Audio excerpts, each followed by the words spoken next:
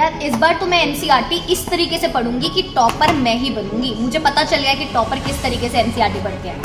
चलो पहला चैप्टर निकाल लेती हूँ। पहला चैप्टर मेरा है एयर। ओके चलो पढ़ना स्टार्ट करते हैं।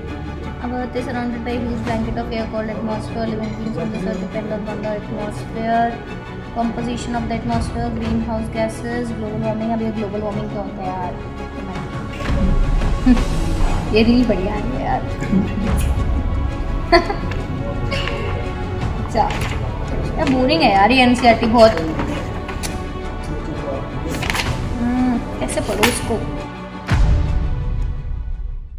क्या आप भी इनकी तरह हर साल सोचते हैं कि मैं इस बार एनसीईआरटी इस तरीके से पढ़ूंगा कि टॉपर बन जाऊंगा, बट जब आप स्टार्ट करते हो एनसीईआरटी पढ़ना तो थोड़ी देर बाद ही आपकी मोटिवेशन जो है टाई फिश हो जाती है। तो यार आज मैं आप सभी को बताने वाली हूँ कि एनसीईआरटी को स्मार्टली तरीके से रीड करने का क्या तरीका है। और आप सब लोगों को पता है कि अगर आपको एग्जाम में टॉप करना है तो बिना एनसीईआरटी पढ़े आप नहीं कर सकते हो। एक चीज जो आप सभी ने सब टॉपर्स में कॉमन देखी होगी कि वो ये बोलते हैं कि हमने जो है एनसीईआरटी पढ़कर जो है टॉप किया है, बट वो ये नहीं बताते कि उनके एनसीईआरटी पढ़ने का तरीका क्या था। बट आज हम जो है बताने वाले हैं पूरा एनसीईआरटी पढ़ने का प्रॉपर तरीका। तो वीडियो को एंड तक देखना, बिकॉज मैं आपको आज कुछ हैक्स बताने वाली हूँ। अगर आप उस तरीके से एनसीईआरटी पढ़ोगे तो ट्रस्ट मी आपको बहुत ज़्यादा फायदा मिलेगा। और अभी तक जो आप स्ट्रगल कर रहे थे एनसीईआरटी पढ़ने में, वो आपका स्ट्रगल जो है खत्म हो जाएगा। तो सबसे पहली चीज़ जो आपको करनी है ना, वो ये है कि आपको जो है बर्ड आई व्यू मेथड जो है फॉलो करना है। अब आप बोलोगे मैम ये बर्ड आई व्यू मेथड क्या होता है? देखो यार, हमारी जब भी हम पढ़ाई स्टार्ट करते हैं, जब भी कोई चैप्टर लेकर बैठते हैं, लेट्स से कि मैंने ये चैप्टर निकाला ज्योग्राफी का, ठीक है, the world population distribution density and growth. अब मैं क्या करती हूँ, सीधा एनसीईआरटी खोलती हूँ और पढ़ने लग जाती हूँ। The people of country are its wealth, it is they who are the actual sources and make use of the country.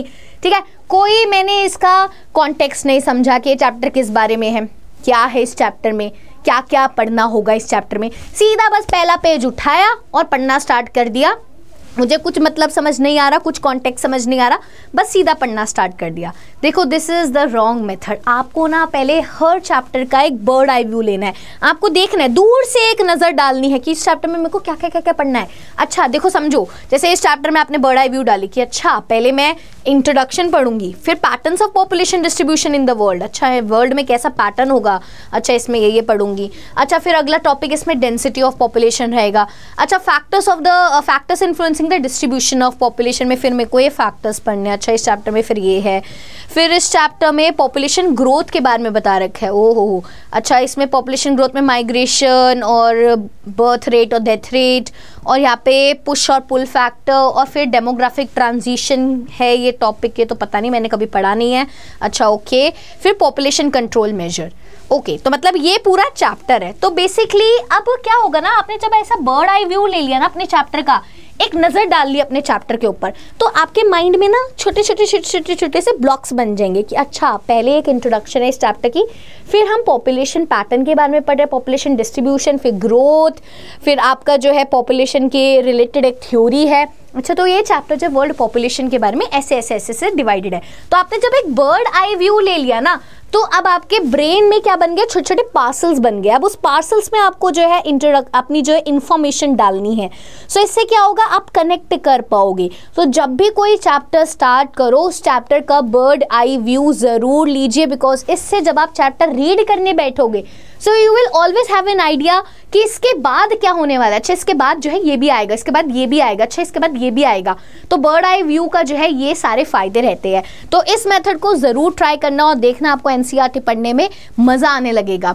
ठीक है, अब अगली चीज जो आपको करनी है, ये मेथड आप अप्लाई करेंगे। अगला मेथड जो आपको अप्लाई करना है वो है द 3 लेयर केक मेथड। तो केक नहीं खाना है भैया, यहाँ पे केक नहीं मिलेगा, बट 3 लेयर में आपको एनसीईआरटीज पढ़नी है।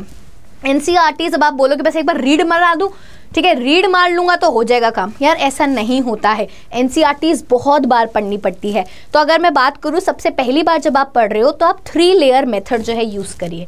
देखो 3 लेयर में क्या क्या करना है, देखो जैसे अगर मैंने ये पेज लिया है एनसीईआरटी का, मैं आपको बताऊंगी कि कैसे करना है, करके भी दिखाऊंगी। तो आप ना सबसे पहली लेयर आपकी क्या होगी, फर्स्ट रीड। जस्ट फ्लो में रीड करो, कोई स्ट्रेस मत लो। ये मत सोचो कि अरे मुझे समझ ही नहीं आया मैंने क्या पढ़ा है बड़ा, बस एक बार रीड करो कि अच्छा ये मेरा पैराग्राफ है, डेमोग्राफिक ट्रांजिशन का पैराग्राफ है, पढ़ लेता हूँ मैं। The demographic transition theory can be used to describe and predict the future population of any area. Okay, the theory tells us that the population of any region changes from high birth and high death to low birth and low death as society progress from rural agrarian illiterate। okay demographic cycle। पहले आपने जो है बिना किसी stress लिए इस paragraph को पढ़ा, पहली लेयर जस्ट रीड, और चंक्स में पढ़ना है आपको, ये नहीं कि पूरा पेज, टॉपिक वाइज पढ़ना है कि अच्छा ये प्रॉपर एक पैराग्राफ एक टॉपिक से रिलेटेड, मैंने ये पढ़ा फिर ये पढ़ा फिर ये पढ़ा, ठीक है। तो टॉपिक वाइज आपको जो है पढ़ना है फ्लो में, और स्ट्रेस नहीं लेना कि अरे मुझे तो कुछ समझ ही नहीं आया। लेयर 1 है यार, अभी 2 लेयर बाकी है। फिर लेयर 2 में आपको क्या करना है, हाईलाइट करने हैं मेन पॉइंट्स, और जो आपको लगता है कि फैक्ट्स है वो आपको यहाँ पे बॉक्स बना लेना है। तो अब आपको हाईलाइट करना है। लेयर 2 में आप क्या करोगे, हाईलाइटिंग, कि अच्छा अब मैंने पढ़ तो लिया, अब मैं देखता हूँ कि यहाँ से क्या क्या चीज़ें इंपॉर्टेंट है जो मेरे एग्जाम में पूछी जा सकती है। देखो यार, ऐसा नहीं है कि तुम सब लोग नहीं पहचान पाते कि क्या चीज़ इंपॉर्टेंट है क्या चीज़ इंपॉर्टेंट नहीं है, हर इंसान को पता होता है। जैसे आपको लाइफ में पता है ना कि आपके लिए क्या चीज़ इंपॉर्टेंट है क्या चीज़ इंपॉर्टेंट नहीं है ना। तो ऐसे आप जब पढ़ाई करते हो तो आपको एक आइडिया मिल जाता है कि हाँ इस पैराग्राफ में से ये वाला क्वेश्चन जो है पूछा जा सकता है। अब जैसे अगर आप ये पढ़ रहे हो, demographic transition theory can be used to describe and predict the future population, तो मतलब यार ये इंपॉर्टेंट है कि इसका यूज क्या है, कि ये डिस्क्राइब और प्रेडिक्ट करती है फ्यूचर पॉपुलेशन किसी एरिया की, ठीक है। और ये थ्योरी बताती है किसी पॉपुलेशन जो है एक जगह की चेंज होती है जब high birth and high death से लो बर्थ से लो डेथ, मतलब कि कब चेंज होती है, हाई डेथ से लो बर्थ से लो डेथ तक, ठीक है। ओके, और ये चेंज कब आता है, जब मेरी सोसाइटी प्रोग्रेस करती है रूरल एग्रेरियन से लिटरेट अर्बन इंडस्ट्रियल तक, और ये जो स्टेजेस में आकर होती है इसलिए इसको हम डेमोग्राफिक साइकिल भी बोलते हैं। ओके, ये वाला ये भी बहुत इंपॉर्टेंट है, रूरल एग्रेरियन से अर्बन इंडस्ट्रियल जो मेरी डेमोग्राफी जो चेंज होती है, पॉपुलेशन जो चेंज होती है, ठीक है। अब मेरे को पता चल गया कि इस पैराग्राफ में ये चीज़ें इंपॉर्टेंट है। हाई मतलब कि क्या है कि मेरी जो पॉपुलेशन कैसे चेंज होती है जब हाई बर्थ रेट और हाई डेथ रेट से लो बर्थ रेट और लो डेथ रेट तक चेंज हो जाते हैं। कब, जब मेरी सोसाइटी पहले जब रूरल थी तब हाई बर्थ रेट और हाई डेथ था, जब अर्बन हो गई तो लो डेथ रेट और लो बर्थ रेट हो गया। तो मेरे को इतनी चीज़ें समझ आ गई यहाँ पे। अब ये लेयर 2 में आपने हाईलाइटिंग करी, आपको समझ आया कि ये चीज़ इंपॉर्टेंट है। अब लेयर 3 में आपको क्या करना है, सेल्फ क्वेश्चन। आपको इन हेडिंग्स को क्वेश्चन एंड आंसर्स में बनाना है, और आपको खुद से पूछना है कि हाँ यार ये क्वेश्चन एग्जाम में आ सकता है। एग्जाम में क्वेश्चन आ सकता है, व्हाट इज डेमोग्राफिक साइकिल। आपने जो यहाँ पे क्वेश्चन बना लिया that what is demographic cycle, एक आपने क्वेश्चन बनाया व्हाट इज डेमोग्राफिक साइकिल क्या होती है, ठीक है। यहाँ पे आपने क्वेश्चन बना लिया डेमोग्राफिक साइकिल क्या होती है। अच्छा, आपने ये क्वेश्चन बना लिया कि पॉपुलेशन जो है कैसे ट्रांजिशन होती है, ट्रांजिशन कैसी होती है वो, है ना। एग्रेरियन के टाइम में मेरी पॉपुलेशन कैसी होती है, और जब अर्बन के टाइम में पॉपुलेशन मेरी कैसे होती है, ठीक है। तो ये वाला क्वेश्चन आपका बन गया यहाँ से। तो अब आपको आइडिया मिल जाएगा। अब आप उस पैराग्राफ में से अब आपने सारी चीज़ें जो है लेयर 3 तो खोल दिया आपने, जो है अपने से क्वेश्चन पूछ रहे हो क्या है, ये क्वेश्चन आता है, ये क्वेश्चन आता है, ये क्वेश्चन आता है यहाँ से, ठीक है। ये सारी इंपॉर्टेंट चीज़ है। अब अगले पैराग्राफ में अगर आप देखोगे, अगला पैराग्राफ आपने पढ़ा, the first stage has high fertility and high mortality because some people reproduce more to compensate for the death due to epidemic and variable food supply. The population growth is slow and most of the people are engaged in agriculture where large families are an asset. तो आपने यहाँ पे क्या समझा, क्या क्या questions यहाँ पे बन सकते हैं कि पहली स्टेज में क्या होता है, बर्थ रेट और डेथ रेट हाई रहता है, ठीक है। क्यों, वाई आपने पूछा, यहाँ पे क्यों रहता है आपको, उसके कारण यहाँ पे आपको दिखाई दे रहे, वाई का आपने क्वेश्चन बना लिया है ना अपने में कि वाई होता है। और यहाँ पे आप देखोगे इस टाइम पीरियड में हमारी लाइफ एक्सपेक्टेंसी कैसी रहती है, इस टाइम पीरियड में आपका जो है लोग मोस्टली कौन सी एक्टिविटीज़ में इन्वॉल्व होते हैं, ये सारी चीज़ें आपने बना ली या आपने सारी चीज़ें पढ़ लिया। तो आपको पता चल गया कि फर्स्ट स्टेज कि मतलब हम ना ये पूरा साइकिल है उसमें पहली स्टेज दी हुई है इस चैप्टर की, है ना। पहली स्टेज जो है इस पैराग्राफ में दी हुई है, आगे जब मैं पढ़ूंगी तो सेकंड स्टेज आएगी और फिर एक और पैराग्राफ होगा जिसमें थर्ड स्टेज जो एक्सप्लेन कर रखी होगी। तो उसमें आप सेल्फ क्वेश्चंस करो। और आपको पता है सबसे बढ़िया आपको एनसीईआरटी कब पढ़नी चाहिए, ये मैं एक प्रो टिप आपको दे रही हूँ।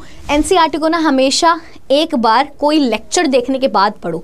जैसे लेट्स से कि आपने मेरा कोई लेक्चर देखा इस चैप्टर का वर्ल्ड पॉपुलेशन का, अब तुमको मैंने पढ़ाया होगा कि इसमें से ये चीज़ें इंपॉर्टेंट है। उसके बाद जब तुम एनसीईआरटी पढ़ोगे ना तो तुम्हारे लिए आसान हो जाएगा ये फाइंड आउट करना कि इस पैराग्राफ में से कहाँ से क्वेश्चन बन सकते हैं, बिकॉज मैम ने तो पढ़ाया था कि पहली स्टेज में क्या होता है, हाई बर्थ रेट और हाई डेथ रेट होता है। हाई बर्थ रेट क्यों होता है? अच्छा ये वाले मार्क कर लेते हो, ये रीजन मैम ने बताए थे। हाई डेथ रेट क्या होता है? हाँ ये मार्क कर लेते हो, मैम ने जो बताए थे। यहाँ से क्वेश्चन भी बन जाता है।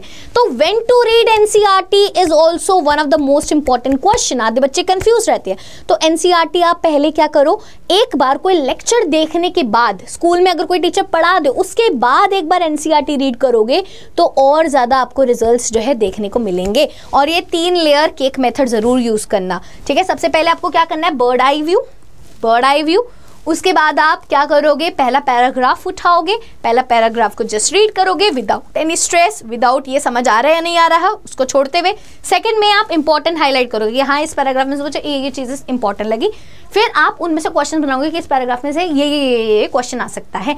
तो इतने में ही आपकी जो है हाफ अंडरस्टैंडिंग आपकी हो ही जाएगी, है ना। तो इस तरीके से 3 लेयर मेथड जो आप यूज करो। और एक और मेथड है जो कि बच्चे यूज कर सकते हैं, वो है WWH मेथड। ये भी एक बहुत ही अच्छा मेथड है एनसीईआरटी पढ़ने का। That is what, why and how.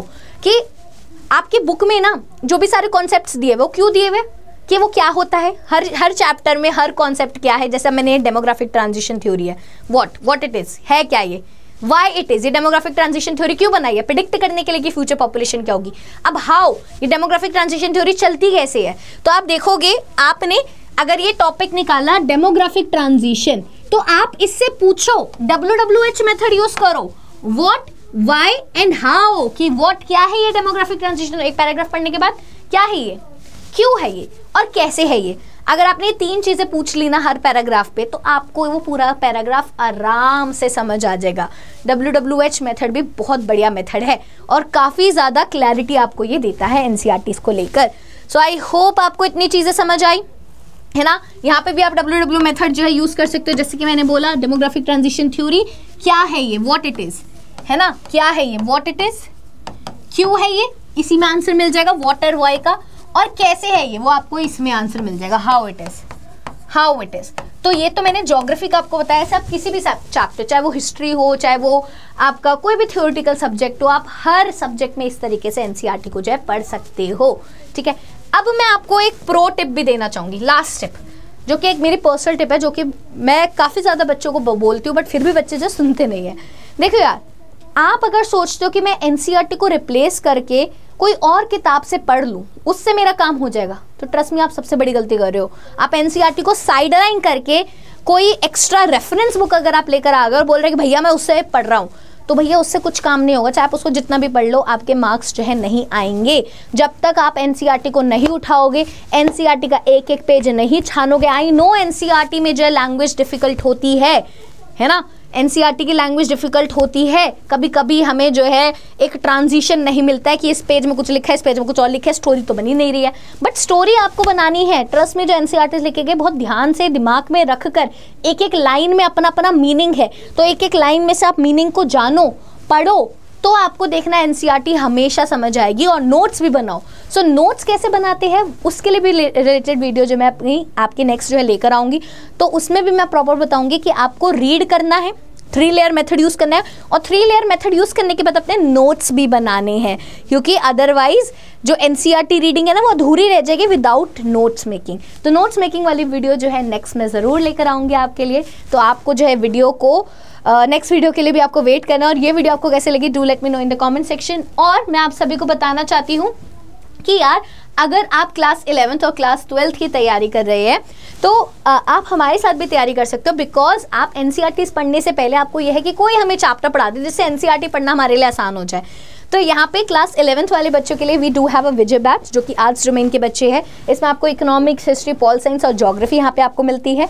या 24/7 के जो वेबसाइट है और ऐप है, उस पर आपको जो ये मिल जाएगा, ठीक है। वहीं पर अगर आप देखोगे, आपका जो क्लास 12th का बैच है, this is class 12th and CUET. इसमें क्लास 12th और सीयूटी दोनों की तैयारी हो रही है, ये महापैक है, ठीक है। तो अगर आप इन दोनों बैचेस को लेना चाहते हो, तो यहाँ पे अगर आपको इस पे डिस्काउंट चाहिए, तो आप यहाँ पे जो है ये कोड यूज करके इन बैचेस पे डिस्काउंट भी पा सकते हो। यहाँ पे अगर आप इन पे आशु 40 कोड लगाओगे, तो आपको जो है ये लेस हो जाएगा, इस पे डिस्काउंट मिल जाएगा।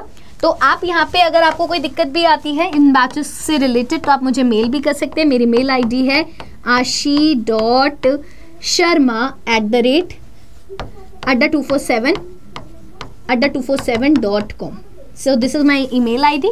आप मेरे को मेल करके आपको इनसे रिलेटेड कोई डाउट आता है तो वही पूछ सकते हैं एक बार, क्योंकि ये पहली बार मैं आप सभी को दिखा रही हूँ बैच, तो मैं एक बार आपको दिखा भी देती हूँ ये आपको कैसे मिलेगा। सो आपको अड्डा 24/7 की वेबसाइट पे जाना है, आप यहाँ पे जाओगे, आपको ऑल कोर्सेज पे जाना है, और वहीं पर अगर आप UG एंड PG एंट्रेंस पे जाते हो और स्कूल K-12 पे आप चले जाइए, तो यहाँ पे आप CBSE क्लास 11th आप देख सकते हो, क्लास 11th पे जाओगे तो यहाँ पे आपको विजय बैच दिखाई दे रहा है आर्ट्स डोमेन का। ये आपको अभी पड़ रहा है 5792, बट प्राइस और कम हो जाएगा अगर आप यहाँ पे कूपन कोड लगा लेंगे। सो यहाँ पे आपको कौन सा कूपन कोड लगाना है, आशी40 अगर आप यहाँ पे लगाएंगे तो आपको 5554 का पड़ जाएगा, तो आपको यहाँ पे मैक्सिमम डिस्काउंट यहाँ पे आपको मिल जाएगा। ऐसी सिमिलरली आप दूसरे बैचेस क्लास 12 के भी बैचेस चेकआउट कर सकते हो, CUET के भी, और सेम कोड अप्लाई करके इनको मैक्सिमम डिस्काउंट में आप इनको ले सकते हो। और कोई डाउट आता है तो आपको मैंने email ID दे ही दी है। तो ऐसी ही वीडियोस हम और लेकर आते रहेंगे जो कि आपको क्लास 11th और क्लास 12th को बेड़ा पार लगाने में आपकी मदद करने वाले हैं। तो मिलते हैं अपने नेक्स्ट वीडियो में, till then take care, bye bye.